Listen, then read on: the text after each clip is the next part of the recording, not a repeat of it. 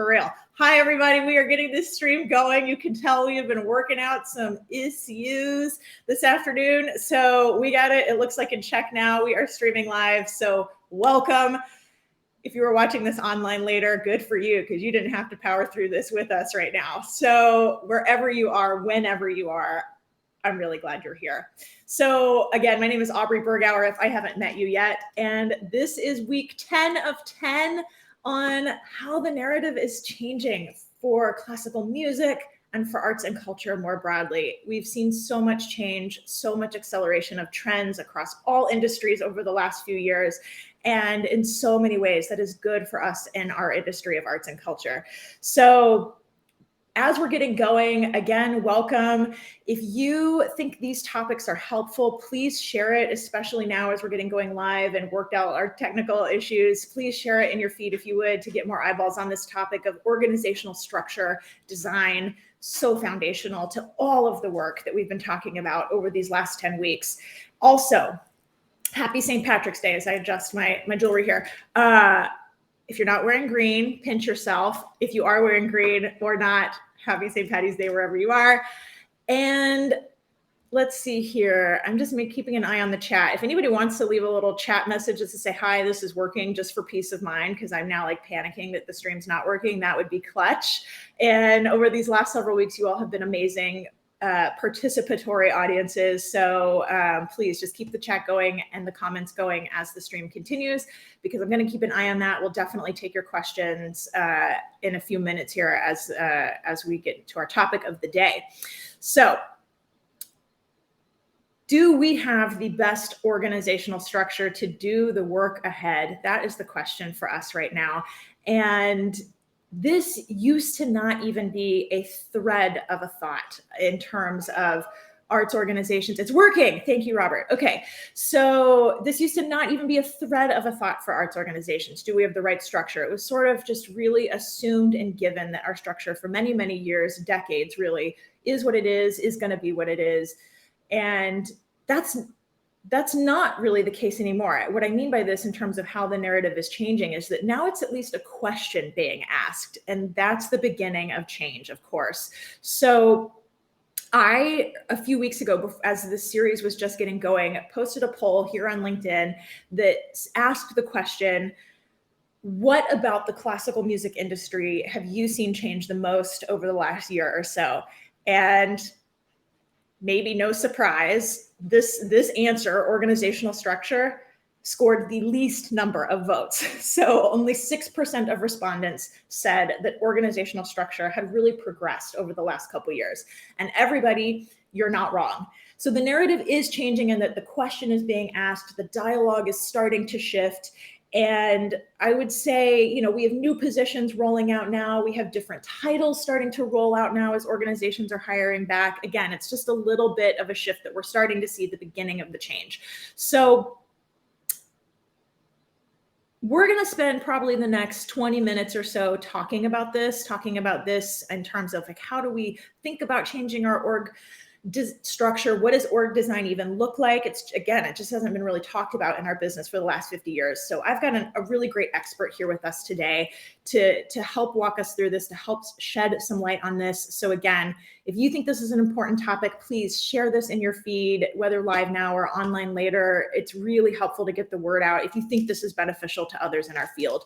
So let me bring on our guest today, Julian Chender. Let me introduce Julian as we're seeing his face now. So Julian is an award-winning consultant. This includes at Accenture, an organization he's founded. We're going to talk about that more in just a second. And Julian really takes a unique and holistic approach, I would say, to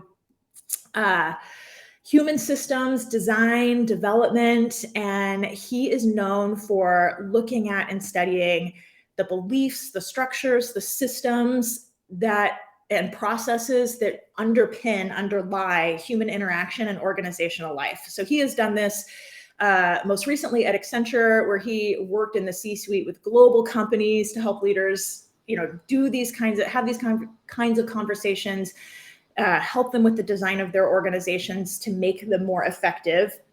More recently, he founded an organization called 11A Collaborative to support all kinds of organizations and leaders in New York to focus on creating better community, vibrance. This is across all sectors, arts, nonprofit, public, community spaces. And his work now spans individual coaching, team development, community engagement, strategic planning, and of course, this topic, organizational design. And on top of all of that, Julian Chender knows classical music. Julian is married to Jessica Phillips, who's a clarinetist in the Met Opera Orchestra, and he has seen firsthand, anybody who is married to a musician or married to somebody who works in the arts, you see firsthand from your spouse the inner workings of a pillar institution in this case. And what I have found, as I've met Julian a few times now, is he is so adept at talking about how these ideas scale up, how these scale down for smaller organizations. And just as I close out this introduction, I first heard Julian talk about these concepts we're hearing today when he was preparing for a talk he was giving at Opera America. And this was their conference maybe last year, I can't remember. And he had asked me, does all this make sense as somebody who had run an arts organization before? And everything he was sharing with me, not only did I say, yes, this absolutely makes sense, it ignited my brain, you guys. So ever since then, I've been trying to figure out how to get this information in front of more people. So here we are today. You're watching it now, whether live or online later. So without any further ado, Julian, I'm going to hand this to you. We're going to turn on your deck so you can share, and I'm going to get off the screen for a little bit. For everybody else watching, one more time, please comment, ask questions, cheer him on, whatever you want to do. I'm going to come back on in a few minutes after he wraps up this short presentation and do some Q&A. So take it away, Julian. Thank you so much, Aubrey. I'm so glad to be here. We're here to talk about what does it mean to create an Agile arts organization. And I want to go back to Monday night. This week, I went to the Metropolitan Opera, where my wife works, and I saw a very special concert. It's called A Concert for Ukraine. It was a sold-out concert that was put together in 4 days. And my question is, how does a $300 million arts organization pivot to address a humanitarian crisis 5,000 miles away, and why would they bother? And the answer I came up with was the narrative is in fact changing. With our dual pandemics of COVID-19 and racial and social justice that we've been through in the last 2 years, it's really clear that providing good art or even great art isn't enough for an arts institution anymore. Now, arts organizations need to be part of the social, geopolitical, and environmental conversations. They are part of culture, but culture writ large. Not just the cultural aspects of a city like we talked about 50 years ago, the arts and culture that was reserved for some of the highbrow people, but now it's about actually the culture of humanity. What does it mean to be a living, human, breathing being? So as we do this, as we look to make these connections and respond to the changing environment, we have to be agile. We have to be able to make big changes quickly. And there's a certain formula for doing this. And it is the alignment, and the key here is alignment of strategy, design, culture, and leadership. Strategy, you could think about as the plot of land on which you might build your house, your institution. You have to find the right plot of land, which is going to be your vision, your mission, a business plan, how are you going to survive, and investment decisions. Where are you going to put your money? And then once you have this plot of land, you need to find the building site. And that's going to be where and how are we positioned in the larger conversation. Only then can you design your organization. And design here refers to structure, management processes, business processes, and metrics. These are like the blueprint of a house. Where do the walls go? Where does the plumbing go? How's it all going to be pieced together? And then the actual building of the organization, the building of the house, is culture. Organizations are made out of people. Without people, there is no organization. So that's the values of the organization, the way we manage people, people practices, communication, internal, external, team management, and performance management. Then all of these organizations have leaders. And so leadership is the steering of the ship. It's the running of the household. How do we have the leader show up? How do we develop leaders in this organization? How do we grow people? And what kind of coaching strategy do we use to help people grow? So all of this has to be aligned in order for an organization to move quickly. And the way organizations in the arts are designed is what's called a functional organization structure. And this means it's designed by function, the type of work that gets done. So this vertical org chart here, where you have an executive director and different functions underneath, should look familiar to most of you because it should look like the way your arts organizations are managed. Now, there's nothing wrong with this, nor does it really need to change. The question is, how do you do it rather than what is it? Because when you're dealing with a functional organizations are good because they do product excellence. And that's what an arts organization needs to do. It needs to be really good at doing what it does. It needs to be really good at putting out artistic. It needs to be really good at doing production operations. The development department has to be the best, et cetera, et cetera. That's all the vertical work. And that can be siloing. If artistic doesn't talk to production operations, if development has a campaign that doesn't deal with artistic, it's not jointed, it's disjointed. And when that happens, you can't move agilely. The Met, were it completely disjointed, wouldn't have been able to put on that concert. In fact, the stories of what had to happen, the meetings, the cross-functional work, what would be called the horizontal work, that had to happen across the functional structure of the Metropolitan Opera to make that concert for Ukraine happen in 4 days was phenomenal. The amount of collaboration was intense. So we need both the vertical work where we're excellent in what we do, but we need the horizontal work where we can collaborate and work cross-functionally. A lot of times arts organizations, especially small ones, don't think about the collaboration because it happens so naturally. People carry 2 or 3 jobs at once in some of these organizations. Someone could be the director of development and be doing marketing and PR. So all of this is moving and weaving together, and people are making decisions as they go. That can be very agile. But as these organizations grow, they need to have very clear ways of linking across the horizontal work. And there's a very particular problem that I think we need to think about why that's important. And these are what I see as the core needs for cross-functional collaboration in the arts. So if we're going to be doing really, really, really good artistic production, we need to be doing it with an eye towards these fundamental issues.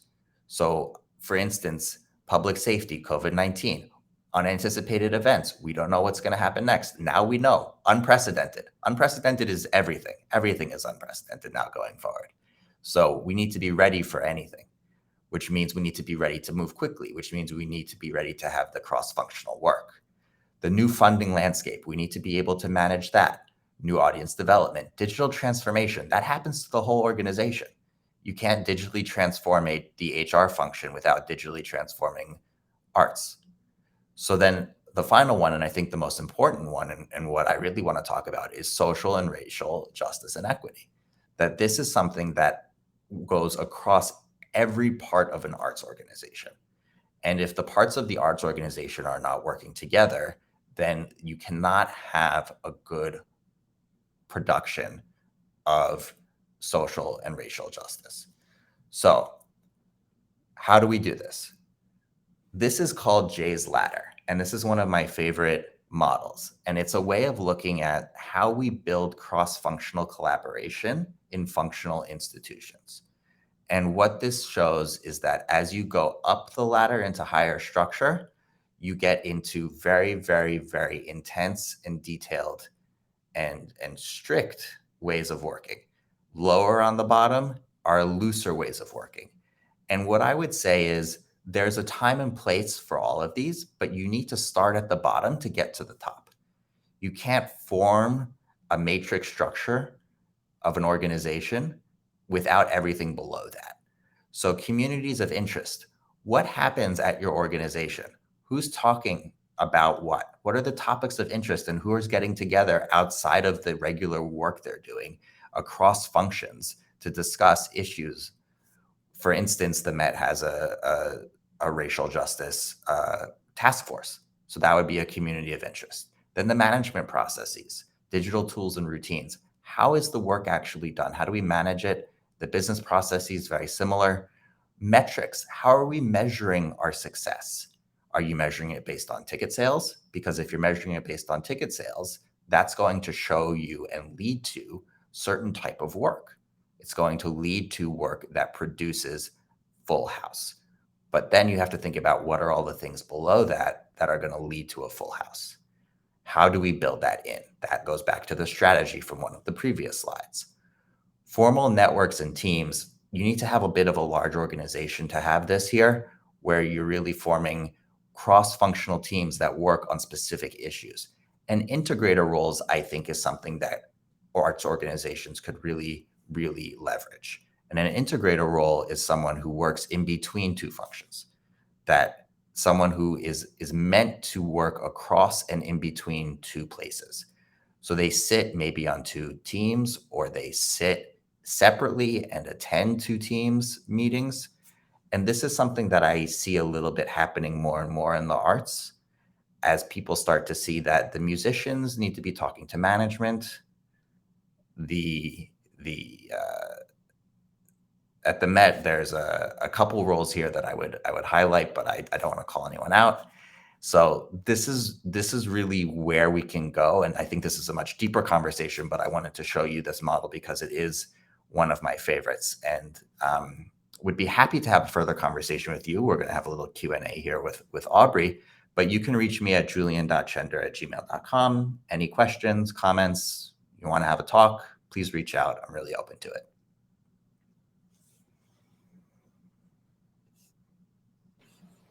All right. Thank you for that overview, Julian. So again, if you're just joining us now, please use the comments, ask your questions.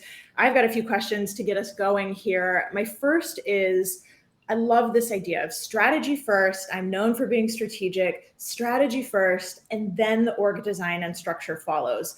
So I want to ask you to elaborate on that. Can strategy be a strategic plan, or could it be more of a broad goal? Like, we want to incorporate streaming and digital content as we're in a hybrid world going forward. Like, what does strategy mean, I guess, is the question in this context.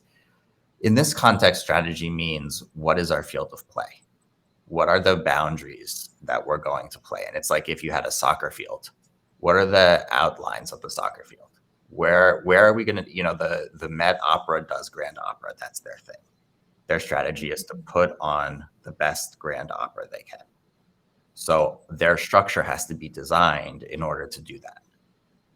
Got it. Okay. So if an organization or anybody listening to this right now is thinking like, okay, tracking, where do I start?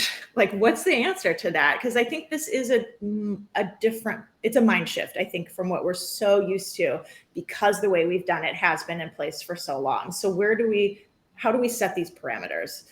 So I'll tell you a little story about how I did this. It wasn't in the arts, but I think it applies. It was for the Manhattan Borough President's office. So it's a political office, and they had just gotten elected, and they said, we want to make the best impact we can make on the borough of Manhattan. So we did a strategic planning process where we interviewed a bunch of people, community members, staff members, advisors, people in the government, and we found out that there were really three priorities that fit what this candidate really could do, Mark Levine. And it was social and economic justice, environmental justice, and public health. So now we've designed his organization where those three strategies have actual teams. So those have the cross-functional teams. So he has his functional organization where he has to do land use, he has to do all of the constituent services, all of the things that the office has to do. But across that are these cross-cutting, really matrixed points of view that are based on these strategic priorities, which means that every conversation about land use is talking about social justice, environmental justice, and public health. I love, okay, this is now making more sense to me. It's like tell me if I get this right. Every conversation we're having at, insert orchestra name or opera we're at, it goes through this lens of social justice. It goes through this lens of, I don't know, community-centric work, or right? Okay. Yeah, wherever you want to take your organization to differentiate yourself. Got it. Strategy is the differentiator. Got it. Can you talk more about integrator roles? Because I agree with you that we are seeing more of this. This person goes to the marketing meetings and the development meetings. Is that what you mean? Or like, what is a way to up level this concept? Like, is this, well, let me just leave it at that. How do we do better at this integrator role? You need to formalize it. It needs to be a thing. It's not just, oh, hey, you should attend this because you might be interested. It needs to be a job.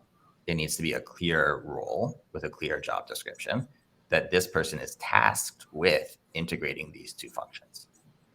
And therefore, there also needs to be a level of decision rights, which is, so if the marketing department wants to do A, B, and C, but the development department wants to do X, Y, and Z, who gets to decide how those fit together?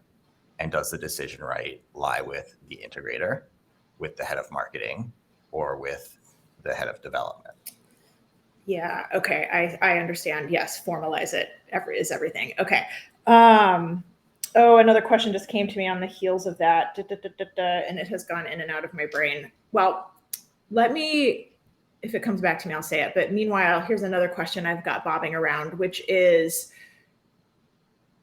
you can tell me if this is a not fair question, but what is the biggest thing you see, whether it's arts organizations or organizations in general, doing wrong or inefficiently in their approach to organizational design? The worst thing is to design around people. So a lot of organizations will say, we have this really, really good person. We're going to make a role for them, and we're going to make a team around them. That is the worst thing you can do. Wherever you are, raise your hand if you've seen at your organization. We're going to find a way to work around insert person. Like, I swear I've seen this so many times, both good and bad. They're a total hero player, we think, high performer. So we're going to build around that. And I've also seen the opposite, but they've been here for 20 years, Aubrey, and we need to find a way to work around that. I mean, do you see it both ways, high performer and somebody that maybe should be managed out? Absolutely. And in neither case is it the right thing for the organization, because the priority in the decision-making for the design is not the organization, it's the person. Now, if they're a high performer, there will be a role for them. Yes. You just don't know what that role is yet because you haven't designed it right for the organization. I love that. I think that's a pretty good wisdom bomb. Okay. Cause I feel like this I feel like is very pervasive. So I love this advice. Okay. Well, okay. Last call for anybody who has questions. If not, I'm going to ask a couple more and then we'll wrap up. But what does it take for an organization to be ready for this type of work? Is there like a prerequisite? I mean, what makes it, or is it just like, no, I know we got to do it differently. Is that enough? It really is desire. And the way that's put is you have to feel the pain. You have to want to change. Yeah. If you are comfortable with where you are and things are going fine, there's no point. There's no need. It's not an issue. But when you're confronted with real changing environmental problems, like things that are happening outside of your organization that are forcing you to change your ways, then it's time to take a look and a close look. And that's where consultants come in. We're the ones who have the expertise in the strategy and design and development, and can actually guide you through the process. When we do it, we don't tell you what to do because we don't know your organization. We know good organization design.